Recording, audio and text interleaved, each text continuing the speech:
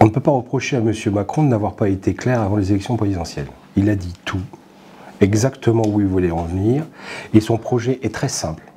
Il veut aligner l'économie française sur l'économie allemande.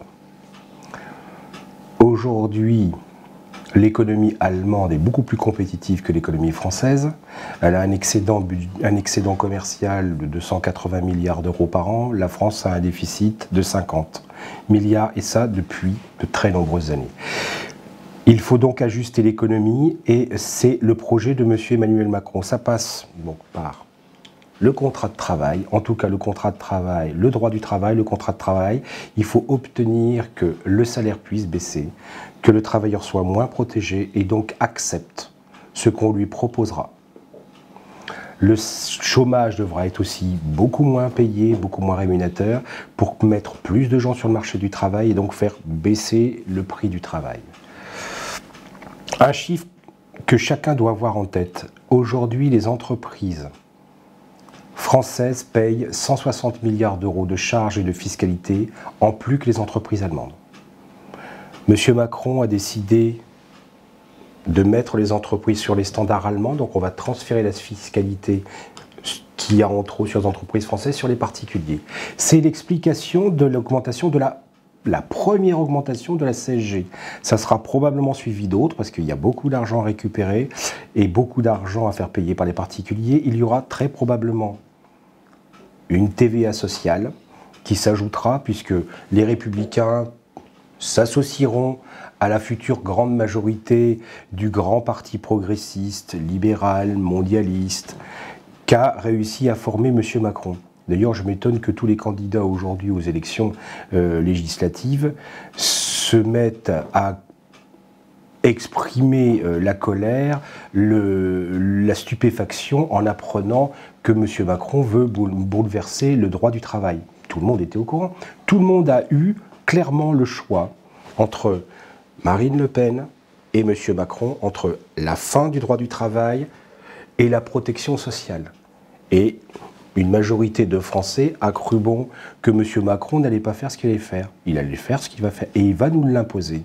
Puisque de toute façon, c'est sa feuille de route, elle lui a été imposée par les Allemands, elle lui a été imposée par l'Europe. Bon, à force de vouloir diminuer sans cesse les salaires, la protection sociale, pour pouvoir s'aligner sur des pays en développement, sur des pays en délocalisation, des pays où il n'existe justement pas cet environnement, cette protection sociale, cette protection de l'environnement, ces soins qui sont offerts aux salariés. Toutes ces choses-là existent partout dans le monde. Ces protections, la protection de nos salariés, la protection de nos entreprises d'une concurrence déloyale, Marine appelle ça le protectionnisme. Et tout le monde s'effraie. Bien. Écoutez, je vais faire une suggestion. Je vais vous proposer le libéralisme raisonné. Le libéralisme raisonné, c'est quoi? C'est exactement la même chose qu'en agriculture. Vous avez l'agriculture industrielle qui détruit les sols, qui détruit la santé des gens, qui détruit les agriculteurs.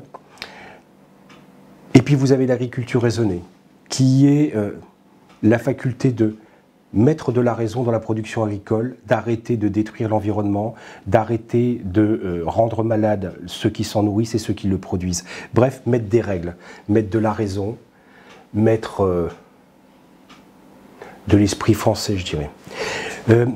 Je propose la même chose en termes d'économie. Moi, je suis pour un libéralisme raisonné, à la différence du libéralisme outrancier que veut nous proposer M. Macron.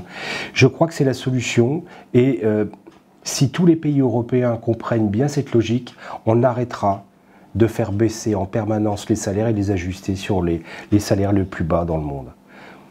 C'est, je crois, le projet que proposait Marine Le Pen dans cette élection présidentielle. C'est aujourd'hui extrêmement nécessaire que des candidats du Front National, des candidats de Marine Le Pen soient là pour défendre ce projet de justice sociale.